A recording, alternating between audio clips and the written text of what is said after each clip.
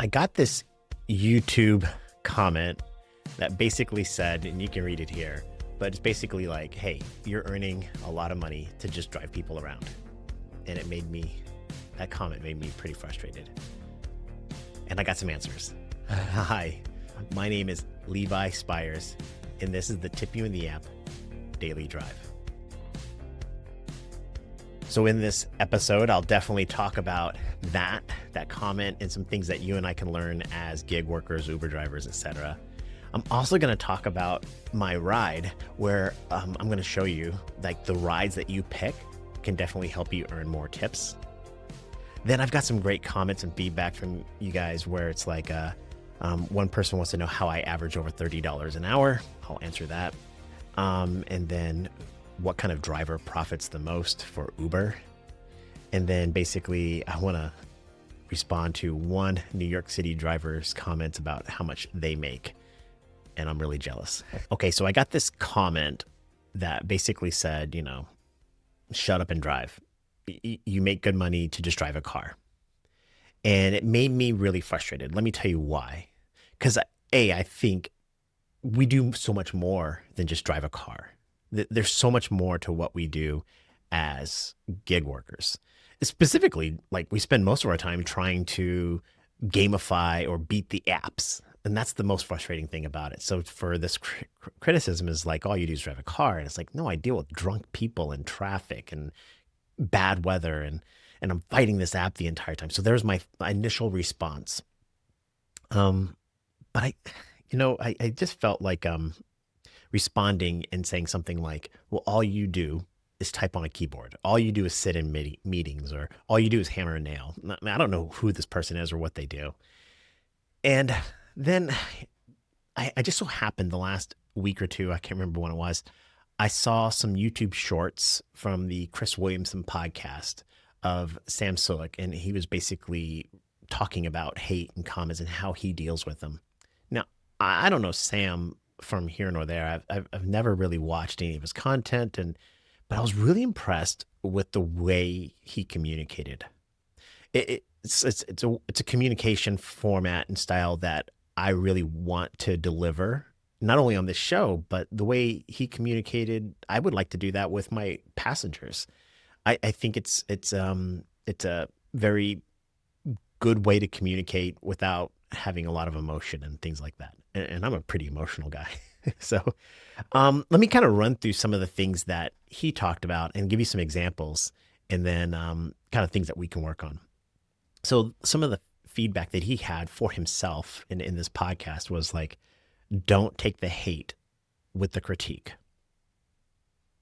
Okay, so again, going back and looking at this other person's comment to me was kind of like, hey, and it was vulgar, it wasn't, curse words or anything, but it was kind of like, it was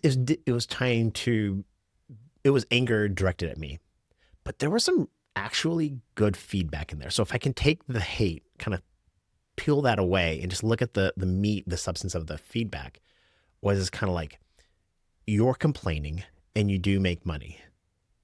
And your job is pretty simple. Now, his feedback about the job being simple comes from a place of ignorance, because I think the job is much more complicated than he makes it. But I was complaining. And I was complaining more about the app in that, I wasn't complaining about driving a car. But there's a difference between complaining, being whiny, and constructive feedback and criticism and things that we can do to help. And it's a fine balance. It's a fine balance. And I have to work on that constantly within myself, because it's easy for me to just complain and whine when what I really should be doing, both on this channel and in every other aspect of my life, is when I do have things I need to fix or critique or get better, have a better way of explaining that. So when Sam was like, don't take the hate with the criticism, his example was something like somebody gets on his channel and says, your audio sucks on your videos. And you could take the sucks part out, just listen, like, I should probably improve the audio of my shows. And that was really interesting. And I could really respect that. The other thing he talked about was like being thankful that people even watch. That's so true. I'm amazed that there's, I think at this time where I get 16,000 subscribers. Every video is going to get a couple thousand views. We get hundreds of comments. I say we, me. It's just me on this channel. And I should be thankful that people are engaging with the content. That was the whole point of building a community. And sometimes that means you're going to get the good with the bad. In fact, another feedback that he had was this kind of like, you probably get a lot more positive than negative feedback. And that's true. I probably get 50, 100 really engaging, good quality comments, whether it's positive about the channel or really thoughtful questions or whatever. There's 50 to 100 of those. And there's one negative feedback and in a negative way, right? And again, an insulting way. And, why am I weighing that one negative thing so much when there's so much positive things? And we're going to get in that, have an Uber feedback on that too. Um, I had, right now my Uber rating is a 4.99. I have 499 5-star reviews, and I have one 2-star review, and it's been just lingering for months, just sitting out there. And it came in and it said I was impolite. And I think I remember the ride. The passenger made me wait, and I was, I was probably pretty impolite. I was probably huffing. Oh, you're late. And it's so foolish of me. And so it was like, that's legit feedback that I should take. But I don't have to dwell on that one negative thing. I have to listen to it, learn from it, and move on. I have 499 5-star other reviews. I think I have thousands of 5-star reviews. I think more than half of my rides have given me a 5-star or something like that. And most of the passengers don't even rate us. So how great is that? So why dwell on the one? It's almost like needless suffering is kind of the way he put it. And I'm going to use this one in the world of driving in traffic. Somebody cuts you off, or the light turns red when you're about to go through it, or whatever it might be, and you're rushing to go get a surge, and you get angry. I know I do. I've watched my dash cam footage of myself driving without passengers, and it's like fricka fricka fricka fricka. Ooh, you cut me off. It's so needless. I'm suffering in my own mind. Going back to that other comment that person made on my channel, they're like a drive-by commenter. I don't even know who they are. They may not even be a real person. It could be an AI bot for all that I know. But it's like they watched a video, they made a comment, and they went on about their life. And then I dwell on it and I think about it. It's like needless suffering. I think the exact word that he used, I'm going to try to focus on it here, but it's like controlling my own emotions and not, I need to be impervious. That's the word I was looking for, impervious to it. So it's real. There's feedback coming in. I can decipher, take the good, the meat out of that, comment and kind of focus on that and get rid of all the bad stuff and learn from that feedback. But I don't have to dwell on it. I don't have to like carry that burden. And you're like, I can hear you, Levi. You're making way too much out of this. Maybe, maybe. But I think these are great life lessons for all of us. And I think if we can control our emotions, whether it's, as an Uber driver in our lives, we can become better at it. And so let's talk about how we can use this lesson from that one comment in our lives as Uber and Lyft and rideshare drivers and gig workers. Number one is don't get angry at the apps. That sounds so crazy because I want to so much. It's so frustrating. But I don't think Uber even knows I exist. So for me to get angry at software and hardware and an algorithm, I'm just talking like a ride comes in and I don't want to take it. And I'm like, why would Uber even give this to me? Blah, and you get angry, post something on Reddit. And you don't have to get angry. I don't have to get angry. Traffic, don't get angry. There's just no need for it. You're going to get to where you need to go. It's frustrating. I get that. Just breathe, listen to some good music, listen to a podcast. It'll be okay. And then when it comes to the passengers, take their perspective on things. The reason why they're running late to your car, they're not trying to be rude to you. That doesn't mean they aren't rude, but they're not trying to be. They're just doing their thing. You're a car. You showed up. Okay, good. They'll be out when they're going to come out. And I'm using that as an example, but it could be anything. And it's like, we all move on about our lives. So listen and learn from feedback. Take the good, ignore the bad, the anger, the hate. But don't sweat the small stuff. And that's what I took away from that one person's comment. So thank you for making that comment. I can't remember the guy's name, but thank you. Um, okay. Now, my ride from yesterday that I think is a great lesson on how to pick trips that are going to tip. And I took two trips yesterday morning. I took a lot of trips actually, but just two trips that stood out to me. And it was easy to tell who was going to tip and who wasn't going to tip. The first trip was it was a short trip. I was driving into town, so I had to drive 20 minutes into town, and so to get a trip early where I got paid to drive, I'll take it. I normally don't take long pickups, but if I'm driving from my house out in the country into the city, I got nothing else to do, so I might as well get on a trip and start to get paid for it. And it was a $7 surge, but the passenger rating was 4.66, and they were just going from one place to another, and not like a hotel to an airport or anything like that. It was Uber X. There's just no way that person was going to tip me. Now, when I pulled up, the person was actually kind of nice, a little bit of a body odor, but they were complaining about the weather. They were disgruntled. They were friendly to me. They were right there when I pulled up. But you can tell this person is just not a happy person. And and it's clear the reason why other drivers are probably negatively rating this person. It just wasn't a pleasant experience riding with this person in the car. Why would you live in this city? It's just negative toward me as if I control the weather in Syracuse. And it was, by the way, it was like 4 a.m.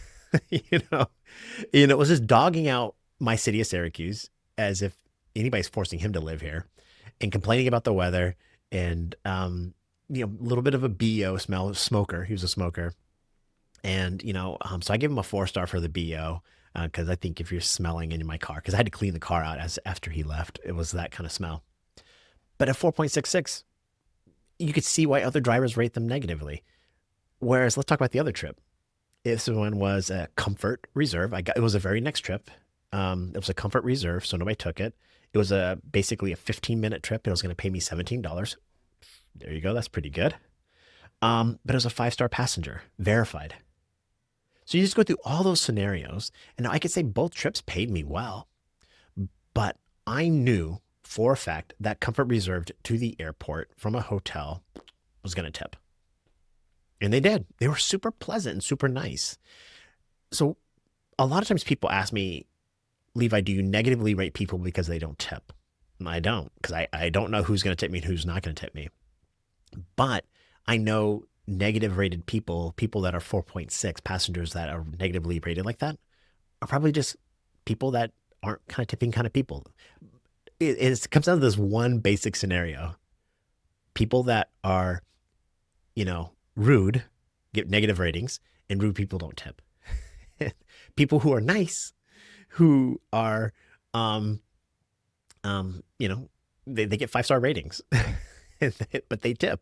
So people that are rude don't tip. People that are nice tip, and that's what it comes down to. Of course, there was other factors in that tip. It was an Uber Comfort, it was a reservation, it was from a hotel, it was to the airport. So you can kind of put all that together. And so I think my advice to you is this: yes, you should definitely make as much money as you can on the fare. Surges are really great. You should definitely make money off of that.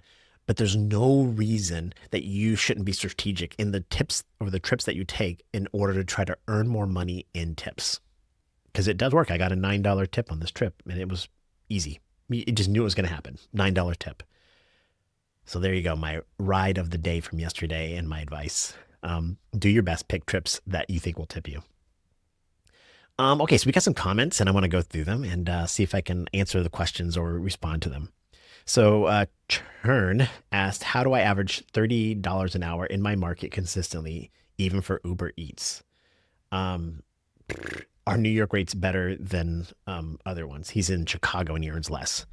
I think this is a really interesting dynamic in economics.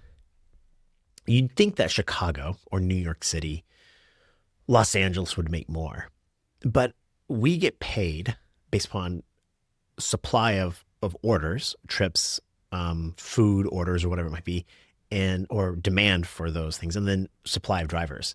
And when you live in a major city in America, there's a big demand for rideshare. There's a big demand for Uber Eats, but there's also a huge supply of drivers and gig workers. Um, and so I think what happens is that brings wages down. Now I don't drive in those cities, so I don't really know.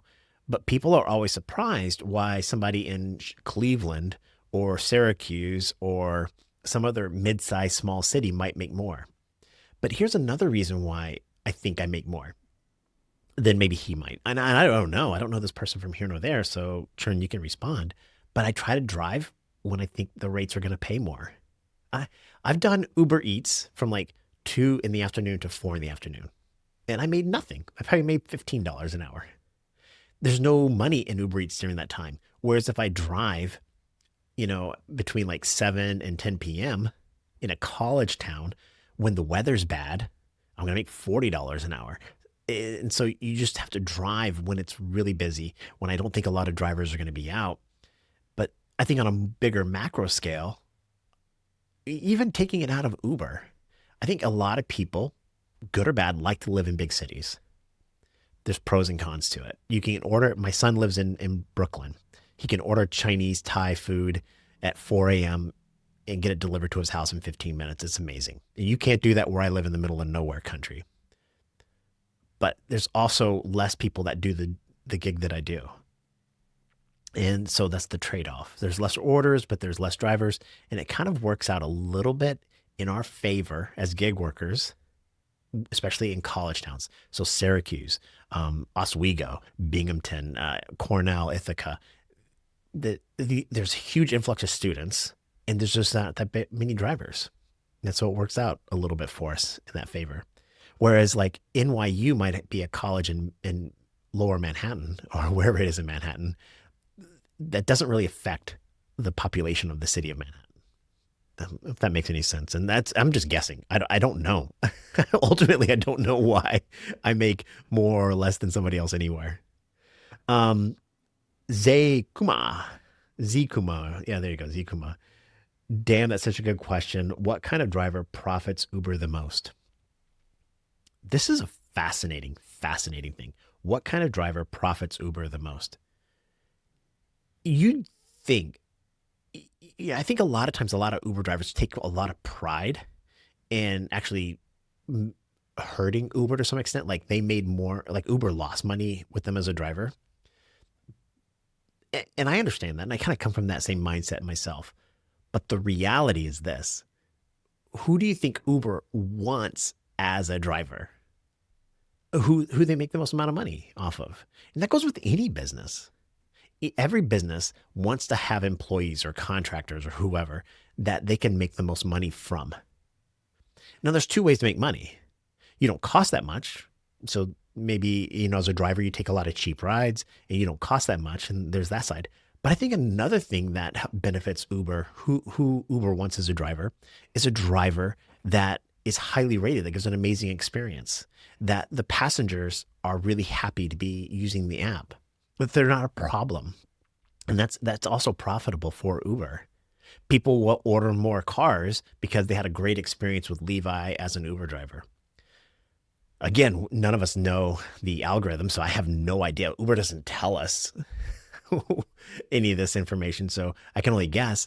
But you and I have run businesses or whatever operations, and we all understand that it's not this. It's logical for Uber to want to reward in whatever way drivers that make them the most money. They should just tell us. That would probably make things easier. A little more transparency, Uber. Okay, so Tanish, 24, he says, New York City black suburban, $230,000 a year, 5 to 10 rides a day, and he goes weeks vacation every 3 months. He goes for 3 weeks or something like that. My assumption is what he's telling me is that he's making $230,000 a year as a New York City Uber black driver, and he's taking 5, 10 rides. That's pretty awesome. I want to tell you, man, I'm super jealous. I don't know if that's real. I definitely know 230,000 is his revenue, not his costs. So who knows what his costs are?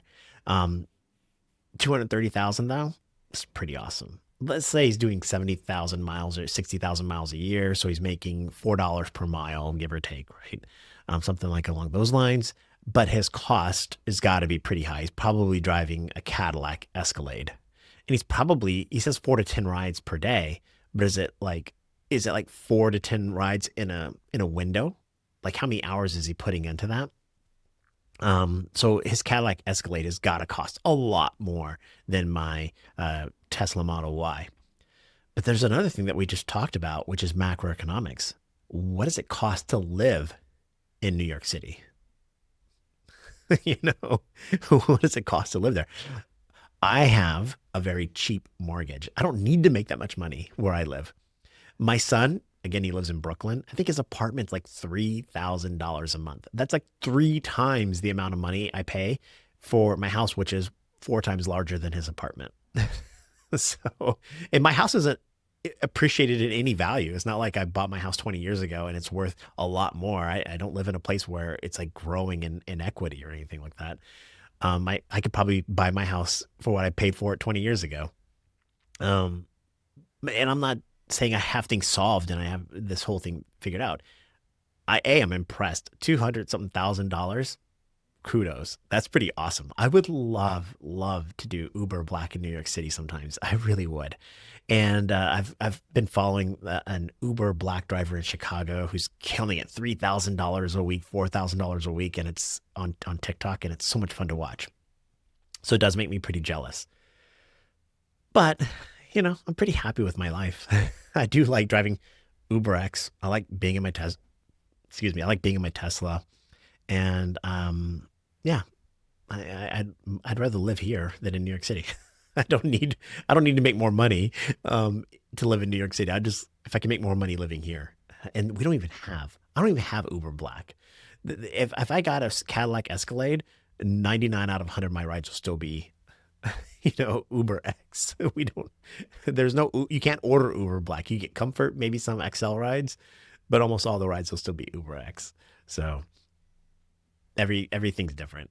Hey, drivers, thank you so much for watching. I want you to know for 2025, I want you to drive your way. There's going to be so much advice. I gave you some advice on which trips to pick today.